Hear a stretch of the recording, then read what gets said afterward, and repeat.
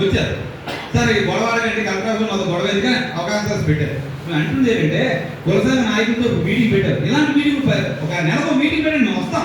మేము వస్తే పాటు మా ఎక్కడితో పాటు మీరు ఏదో చేస్తారని ఒక 10 మంది తీసుకొని వస్తాం. ఒక మీటింగ్ అంటే రాదు కానీ మనం 4-5 మీటింగ్ అయ్యేప్పుడు మేము కూడా జనాలు కూడేసి నెలకు డేట్ పెట్టండి. డేట్ పెట్టి ఫస్ట్ వీక్ సెకండ్ వీక్ లోనో ఒక మంగళవారం మీటింగ్ పెట్టండి. ఎందుకంటే మంగళవారం పబ్లిక్ హాలిడే కాబట్టి మీటింగ్ పెడితే మేము వస్తాం. ప్రతి నెల మీటింగ్ పెట్టి ప్రతి మండలంలోనూ ఒక 5 ఎకరాల స్థలంతో 100 గజాల మొక్క విలువతో 5 లక్షల రూపాయలు లోన్ మాకు సరిపోతుంది. 5 లక్షలతో పెద్ద యూనిట్ అయితే 200 గజాల స్థలం 25 లక్షలు కుర్రోళ్ళకి చదువుకున్న వాళ్ళకి మీరు ఏర్పాటు చేశారనుకోండి, కనీసం విజయనగరం 1,00,000 మందికి ఉపాధి వస్తుందండి. మీకు పెద్ద డబ్బులు వచ్చావు, కేంద్ర ప్రభుత్వం డబ్బులు అంతా మన రాష్ట్రానికి డబ్బులు భారం అవ్వదు. ఎందుకు ఎంఎస్ఎంఈ ఇవన్నీ కూడా కేంద్ర ప్రభుత్వ పథకాలు కాబట్టి ఇబ్బంది ఉండదు. మీరు ల్యాండ్ అనేది స్టేట్ గవర్నమెంట్ చేతిలో ఉంటుంది కాబట్టి చిన్న యూనిట్కి 100 గజాలు, పెద్ద యూనిట్ 200-300 గజాలు ఎంఎస్ఎంఈ పార్కులు ఏర్పాటు చేసి మీరు ఇచ్చారనుకోండి కులసంఘానికి, మీ బేసిక్ డైరెక్టర్లు ఉన్నారు. ఆ డైరెక్టర్లకి విధులు లేవు. ఈ పథకం ఇస్తే ఈ పని అనేది చేస్తారు. అలా జీతాలు ఇస్తున్నామా?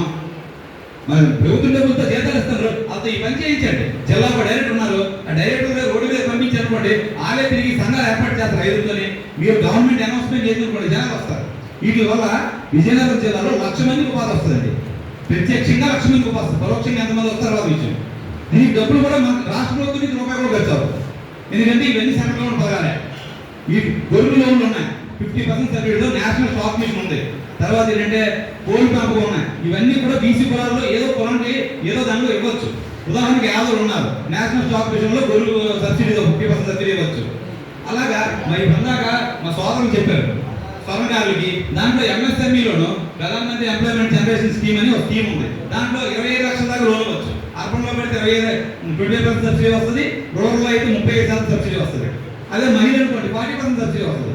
ఈ పథకాలన్నీ మనం వాడుకొని మేము కోఆర్డినేషన్గా ఉన్నాం అనుకోండి, మీ జనాలు చెప్తాం, ప్రెస్ మీట్ పెడతాము. మీరు ప్రెస్ మీట్ పెట్టి ఇక్కడ మనం కూర్చుని ఏదైతే ఉందో ప్రెస్ రూపంలో బయటకు వెళ్ళింది అనుకోండి, జనాలు వస్తారు.